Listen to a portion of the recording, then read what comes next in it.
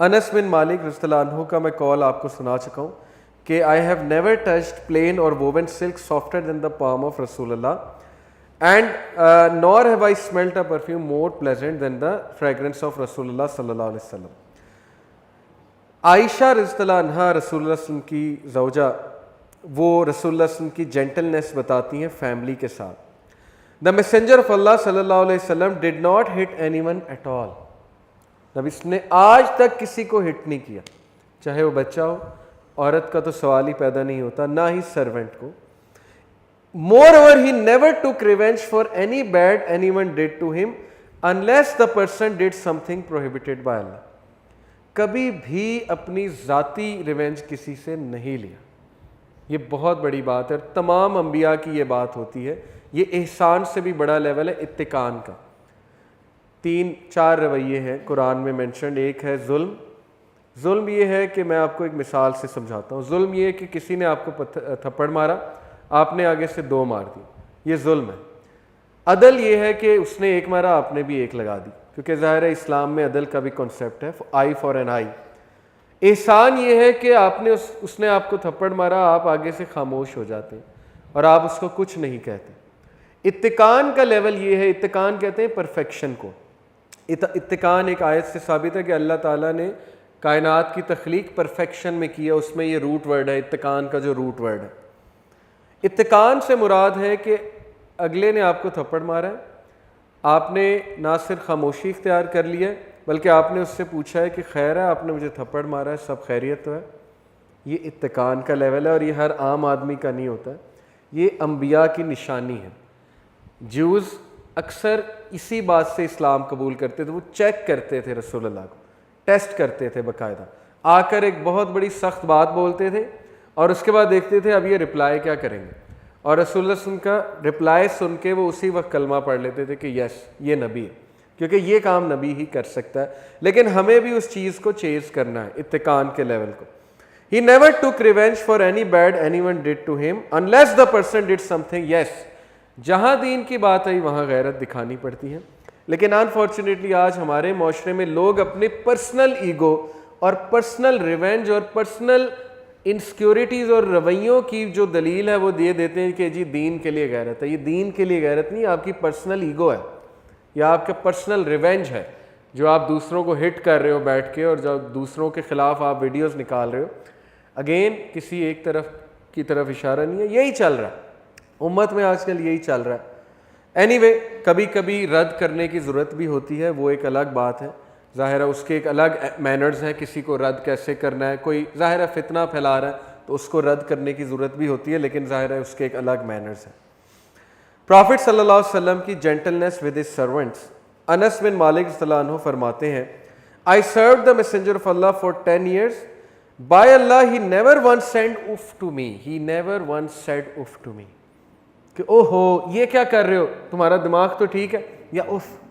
अब ये भी बहुत मुश्किल है, लेकिन अनस बिन मालिक कहते हैं कि मेरे नबी ने आज तक मुझे उफ नहीं कहा। अनस बिन मालिक से एक और रवायत मरवी है, सही हदीस। अनस बिन मालिक कहते हैं एक बार नबी सल्लल्लाहु अलैहि वसल्लम ने मुझे कहा ये करो, और अनस बिन मालिक ने कहा मैंने नहीं करना, और अनस बिन मालिक बाहर चले गए और जाके बच्चों से खेलने लग गए।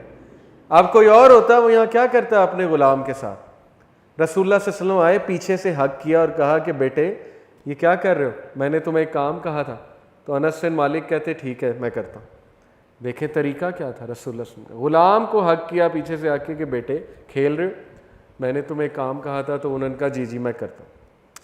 More over he never said to me concerning something why did you not do it this way, और why did you do it this way.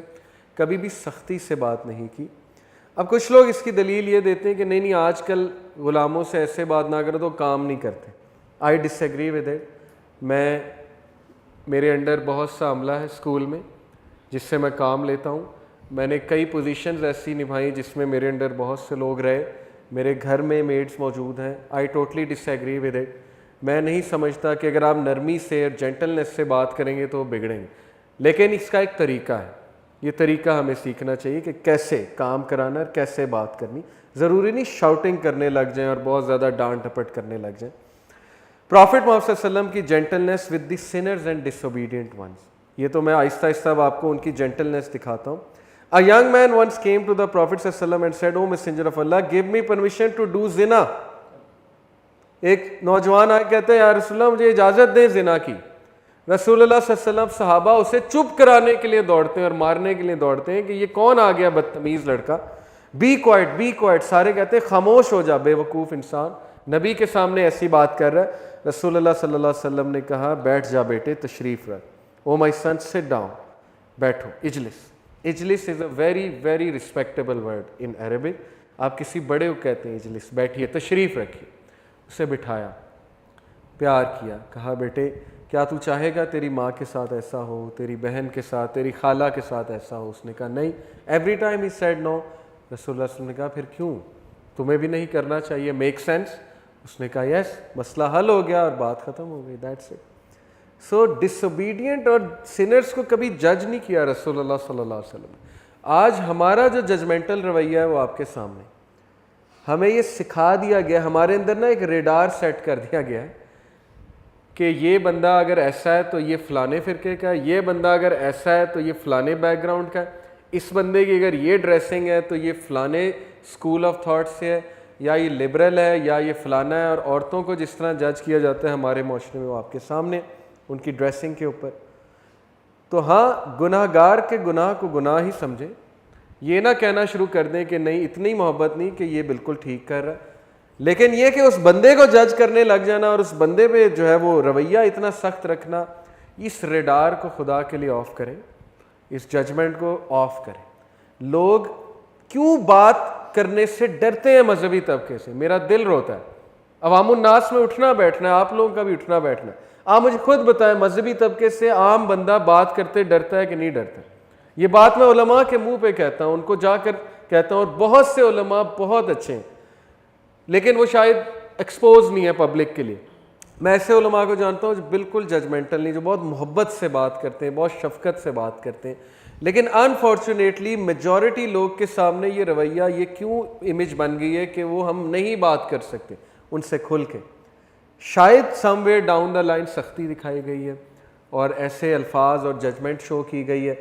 Judgement ऐसी होती है, जैसे मैं कई ऐसे लोगों के पास बैठा हूँ जो टोटली एक ऐसा व्यू रखते हैं कि अगर वो व्यू आम बंदा सुन ले तो फ़ौरन कहेगा ये फ़लाना है। जैसे मैं एक शख्स के सामने बैठा हूँ, मेरे बड़े अच्छे जानने वाले हैं, अब जानने वाले अच्छे हैं, पहले नहीं थे इतने, ज़ाहिर है उनसे 2-3 मुलाकातें शुरू में हुई। उन्होंने कुछ ऐसी बातें रखी मेरे सामने कि देखें हमारे लिए कुरान काफ़ी है। ज़ाहिर है उनकी एक मिसकंसेप्शन थी, हदीस तो मैन मेड है और ये है और वो है। अब मेरे जहन में पहली बात यह है कि मुनकर हदीस है और मैंने इसके साथ रवैया ऐसा रखना है जैसा सख्ती वाला और बिदअतियों के साथ एक रवैया रखा जाता है। मैं सुनता रहा उनकी बात, मैंने कहा okay tell me about it, बताइए मुझे। उन्होंने कहा मैं नहीं समझता इमाम मेहदी आएंगे। मैंने कहा अच्छा मुझसे शेयर करें, क्या आपके मौक़िफ़ क्या है, आप क्या समझते हैं? उन्होंने कहा ये हदीस है, इसके बारे में ये है वो है। सारी बात मैंने सुनी और उसके बाद मैंने उन्हें अपनी कुछ बातें की और माशाल्लाह सिर्फ इस रवैये से मुतासिर होकर मेरे से डिस्कशन शुरू कर दी। करते करते माशाल्लाह आज वो हदीस को भी मानते हैं और वो इस व्यू को भी मानते हैं कि इमाम मेहदी ने आना है। तो ये क्या चीज़ है? अगर वहीं पे मेरा रडार ऑन हो जाता और मैं कहता कि ये या तो फ़लाने गामदी स्कूल ऑफ थॉट के, या ये हैं, या ये वो हैं, या ये मुनकर हदीस हैं, या ये, तो मैंने क्या उनके साथ डीलिंग करनी थी? तो ये बड़े अफसोस की बात है, बहुत मुश्किल है ये, लेकिन हमें अपने रेडार्स ऑफ करने होंगे। हमें हर बंदे को एक आम बंदा समझ के उसको सिर्फ दावत देनी होगी और उसकी बात सुननी होगी। रसूलुल्लाह तो मुशरिकीन की बात सुनते थे, हमें तो इतनी टॉलरेंस नहीं कि अपने मुखालिफ की बात सुन लें। कितनी हदीस से साबित है कि मुशरिकीन 40-40 मिनट रसूलुल्लाह के सामने बोलते थे और वो खामोशी से सुनते थे। हमें टॉलरेंस ही कोई नहीं कि अगला बंदा, हाउ डेयर दैट पर्सन, इसने मेरे खिलाफ या मेरे लोगों के खिलाफ बात कैसे कर दिया, है ही नहीं, सकत ही नहीं है सुनने की। और जो करे उस पर अलग फतवा लगता है कि ये जो है फलाना है, ये तो दीन को इन्होंने मजाक बना लिया है, ये बड़े खुश अखलाक आए, मतलब इस तरह की बातें भी सुनने को मिलती हैं। तो बहुत ज़्यादा ख़राबी है। अल्लाह नोज़ बेस्ट ये ठीक कैसे होगी, लेकिन यंगस्टर्स का बहुत बड़ा रोल है इसमें, आप लोगों का बहुत बड़ा रोल है इसमें। यंग ब्लड जो है उसमें बहुत जोश होता है, बहुत ज़्यादा वलवला होता है, इसलिए आप लोगों को ख़ास एडवाइस है कि खुश अखलाक़ी और रसूलुल्लाह सल्लल्लाहु अलैहि वसल्लम की ये जो मैं आपको सारी चीज़ें बता रहा हूँ, इसको अडॉप्ट करें। यंगस्टर्स को हमेशा डिफरेंट लोग यूज़ करते हैं अपने मकासद के लिए, चाहे वो कोई पॉलिटिकल जमात हो, चाहे वो कोई और जमात हो। इसलिए बीवेयर ऑफ दैट। आप लोग के जो आइडियल हैं वो रसूलुल्लाह हैं सल्लल्लाहु अलैहि वसल्लम, कैरेक्टर के हवाले से। ओके